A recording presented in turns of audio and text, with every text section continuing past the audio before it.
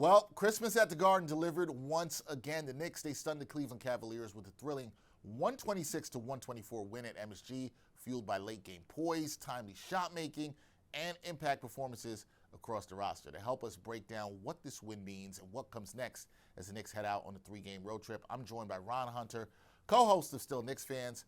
My guy joins me now. Ron, how you doing, man? Merry Christmas, Happy Holidays. Hey, same to you, brother. I hope you're doing well. I'm feeling great. It's another year. It seems like it goes quicker and quicker, but I try to enjoy it and make the best of it. So, Yeah, so man. far, so good. Yeah, man, it does go quicker and quicker. You are right about that. But I had a good one. I'm glad you had a good one too. Continue to enjoy this holiday season. But Ron, we got to talk about this game on Christmas Day. When you step back from the emotion of a Christmas Day game at the Garden, because there's a lot of emotion there, what stood out the most to you about how the Knicks were able to pull out this one against the Cleveland Cavaliers? Oh man, I mean, listen, and actually, recently we talked about this on my show, you and I. The there's something in the water. You can just feel like there's something different with this Nick team. They've been through a lot of adversity over the years. They've been battle tested. They've learned how to be a stronger unit together. They have great chemistry, and it's just been developing and getting better and better. Every game. And then this year in particular, with the new look offense, new look defense, new minds, and the fact that the coaching staff, everybody's working together, it just feels like a different. There's an atmosphere building in the Garden, and you feel it because not only do you see it on the court when they're playing, but there's also now the Knicks have never been really known for home cooking. Now they're winning at home. And so they've built up this little fight, this intestinal fortitude that's, I think it's translating. So now when they play these games that are meaningful and go down to the wire, I feel so different about this team. It's like they're never really out of it. And so that's a little different thing that's making me feel something special is brewing at Madison Square Garden. Look, it feels different. You just mentioned them dominating at home, 15-2 at home right now. You're seeing all these different contributions from different guys, and we'll get to that in 1 second. But the vibes are different, and we've seen some great comeback victories by them. You can think about this game on Christmas Day. You can think about the game against the Spurs in the NBA Cup. You can also think about Hmm. that great comeback win against the Pacers in Naptown after the NBA Cup. So you're right. They're showing a lot of fight, and they never seem to be out of it. But when you look at the Cavaliers, their stockings on Christmas was full of Kolek. Tyler Kolek had another strong showing, 16 points, 9 dimes. He also had three huge threes in the fourth quarter. Where are you right now, Ron, with Tyler the Creator, as I like to call him? Should the Knicks view him as their backup point guard from here on out? 100%. 100%. I have been in the Tyler Kolek fan club since day one.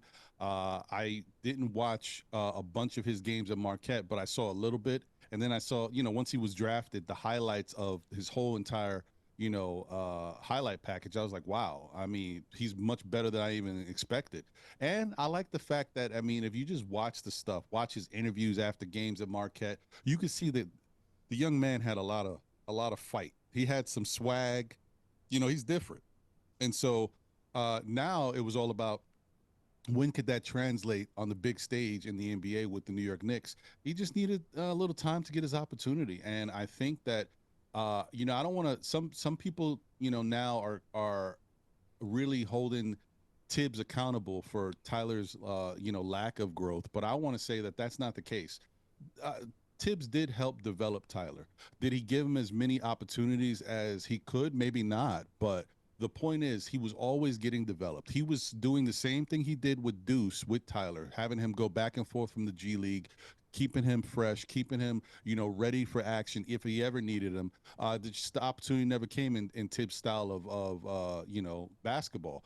But I do think that that helped him be a better player for now. So now when you get a coach like Mike Brown, who's like, yeah, let's open it up. I do want this motion offense. Tyler is a person who can definitely can orchestrate it. He's a pass first guard. And I think now that did help him be in a better position. Plus, I love the fact that Mike Brown is challenging him. We just heard the other day that in the game in Minnesota, Mike Brown was criticizing him for all of the shots he missed. He took a lot of shots, more than some of the other vets. And so he challenged them. And then at halftime, Tyler went 6 for 12 and had finished with 11 rebounds and 8 assists. So it just shows you that they believe in him.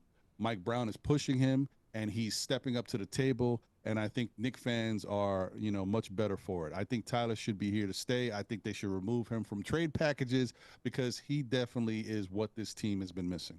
Yeah, they've been looking for a backup point guard, and it looks like they may have found their guy with the way he's been playing here, too. One other guy I want to mention in yesterday's game that I thought was really huge, Ron, was Jordan Clarkson. He had 25 points for the team off the bench. And look, there was a lot of times last year when you looked at this Knicks team, you were like, hey, where is the scoring coming from off the bench? We just talked about Tyler Kolek having 16. Jordan Clarkson gave you 25. That's 41 points between the two. How big was Clarkson? What do you like about the way he's playing right now?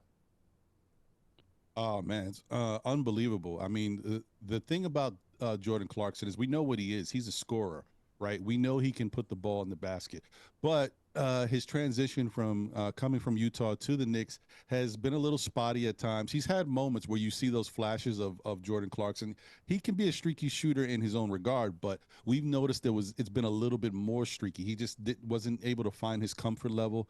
Obviously, with Mike Brown, you know playing around with the rotations early in the minutes until he started to lock in and give Jordan some really consistent minutes.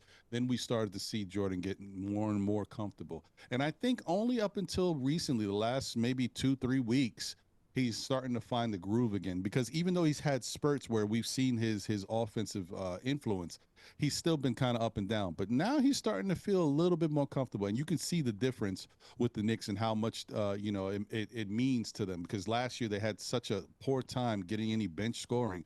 This year, I think they're still around 28th or 29th in the league in bench scoring, but there's a 9 point difference. And so, oddly enough, that just shows you how much bench scoring means to this team. 9 point difference seems like it wouldn't make a big difference, but it does. And it just anything to help the starters and all the time they put in there is gravy. Yeah, always huge when you get some extra points off the bench and you're seeing guys step up and do that. We'll get to another bench guy in 1 second. But if you look, and I just talked about this earlier, Ron, we've seen some resiliency from this team over the past 3 weeks. So how much do wins like what we saw on Christmas Day on a big stage against a quality opponent, how much does that matter for this team's confidence as the season moves along?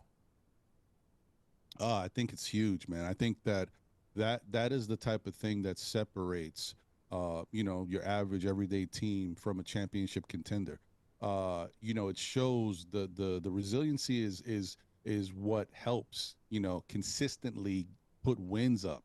That's how you get into runs, and that's how you distance yourself from others in the pack. And I think the Knicks are starting to do that. I've never honestly, like, I've been very comfortable and feeling really good about these Knicks teams over the past couple of years. But I gotta say, like I said, there's something special about them, and I feel like they've got like this killer instinct that is starting to develop. And it's interesting because they're not like they play a physical brand of basketball, but they're not like overly physical. And so it's not like they're doing something imposing their will. They're just so offensively talented. They're moving the ball, they're believing in each other, and they feel like you can tell like they're not worried. They never, are panicking. They've been battle tested. That's a key thing that we've said over for the Knicks for the past couple of years. They're battle tested and they've seen everything already. So it's all about just them, going out there and executing and never getting too down. Always keeping things in perspective and just going out there and attacking the opponent. And I feel like you're seeing other teams and other coaches around the league. I mean, Spoelstra said it the other day about how they have that instinct and that thing that they're never out of a game, and you got to really put your foot on the gas when you're playing. Like, this is great. This is a fantastic thing to hear everybody talking about the Knicks in this way, and it's great to see it translate on the court. Yeah, and I see you smiling because Knicks fans haven't had that kind of talk around their team in quite some time. So the vibes are good with the Knicks fan right now, for sure. But now, the victory on Christmas Day also highlighted for me, Ron, how valuable Mitchell Robinson is to this team. 13 rebounds in 17 minutes, 8 on the offensive glass. Now, you know this. There's been some talk around the fan base about the Knicks maybe considering moving on from Mitchell Robinson this season because he's in the final year of his contract. Do the Knicks, and I'm using this word emphatically here, do the Knicks need Mitch if they are going to win it all this season? I think it's a resounding yes. I think the Knicks, The team itself has made strides on the defensive side. Even Carl Anthony Towns has stepped up and is starting to play much more valuable minutes out there on the defensive side. I mean, it's getting noticed by the rest of the league. He's turning up in different stats that on the defensive side that we're like, whoa, I didn't expect him to be in the 90th percentile at certain points. Like he is doing much more to help the team, but you cannot you can't even quantify the impact that Mitchell Robinson has had on the basketball court to affect what's happening, with the rebounding, with his defense, and he's doing it in limited minutes. Like his pound for pound stats, minute by minute, probably like he was probably one of the most valuable players in the league. If you just looked at what he's actually doing out there in the minutes that he's doing it, he's probably one of the best in the league just for his skill set.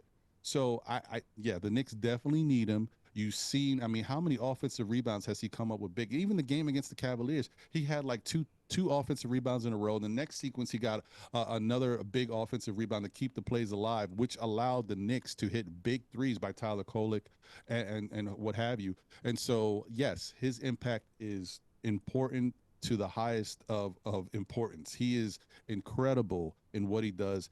And not only do I think the Knicks need him to win a championship this year, they might have to really think about breaking the bank and going into that second apron and all they have to do to keep him because he is a valuable piece of this team. It's going to be interesting to see what they do and the decisions they make with him going forward. And you talk about his value. You got one other player that we know is very valuable to the Knicks, Ron, and that is Josh Hart. Josh Hart is very valuable, but he hurt his ankle in yesterday's game. Do you have any concern? I see you shaking your head there.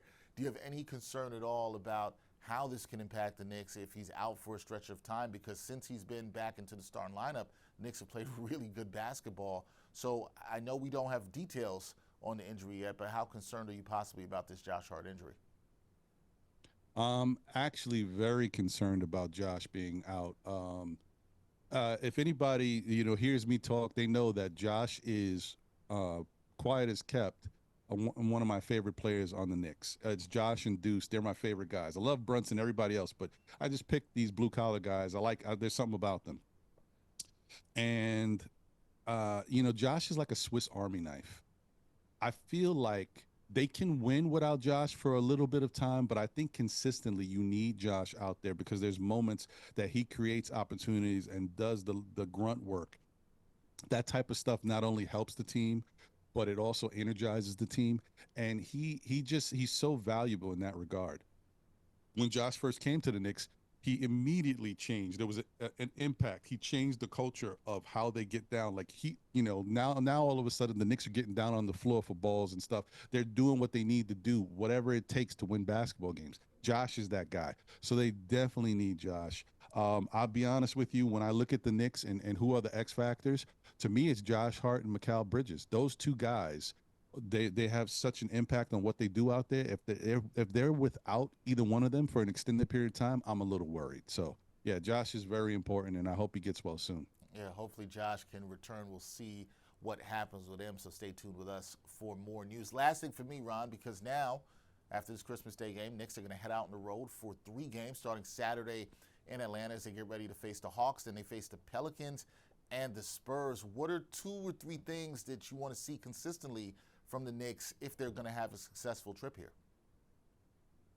I just want them to continue to do what they've been doing as far as, not allowing teams to get off to really hot starts on them. It can happen here and there, but the Knicks are notorious for that, allowing teams to get off to, hot first quarter starts or having bad third quarters. Now, I will say we did notice versus Cavaliers, Cavaliers had a very good third quarter against the Knicks, and it kind of reminded me of the Knicks of old. But it was good to see them rebound in the fourth from that. But you just don't want that pattern to start, rearing its ugly head again. So, playing 4 quarters of basketball, continuing to do what they've been doing, moving the basketball, and just playing solid defense and helping each other out. I think that's really the Knicks are in such a good place right now. They're confident, they're talented, they have a good schematically, they're really good right now. All they got to do is play basketball, sound basketball, and everything else will fall into place. I think Atlanta's a very good team. They do have to be, mindful of them, even though they have little struggles here and there. They're a team you got to watch out for. They've always been an issue for them. The Pelicans is a game that Knicks should be able to win. They just have to play right and play smart. But I'm really interested to see how they face up against San Antonio again. The NBA Cup was one thing. San Antonio is very confident right now. They've beaten OKC, I think, 2 or 3 times now. And so they're just really feeling good. And they're a tough young team. So just got to watch how they make adjustments to the last game. And we go out there and do what we need to do to take care of business again. Yeah, I'm very intrigued by that game coming up against the Spurs rematch of the NBA Cup championship game. That should be a good one.